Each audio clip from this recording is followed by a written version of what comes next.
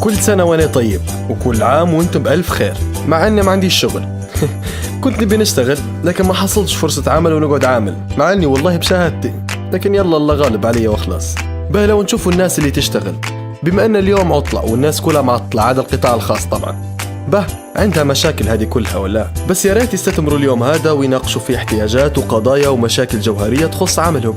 أبدا نوم وطياح وخلاص، إن شاء الله خير. زعما حيديروا علاوات للعمال ولا لا؟ شوية تباري عاد لازم منهم. على فكرة هذاك اليوم واحد قال لي أما عيد عمالي نحتفلوا بيه، الليبيين هم ما فيهمش ولا واحد عامل. قال لي عمرك ريت ليبي سباك؟ عمرك شفت ليبي زواق؟ عمرك شفت ليبي يزلز؟ الليبيين طبعا حشتهم تزليز معنا، مش عارف كيف. والله يا جماعة الخير هي الخدمة مش عيب ولا، لكن احنا عنا ثقافة ان هذه عيب، مش عارف علاش. حتى مرات تلقاه يبي يخدم مدير يبلاش. قولوا باهي خلاص، والله المفروض نغيروا ونتغيروا لخاطر البلاد. هي حتى مرات لو تلقى ليبي يخدم في حرفة الليبيين نفسه ما يجيبوش يخدم. قولوا لي علاش؟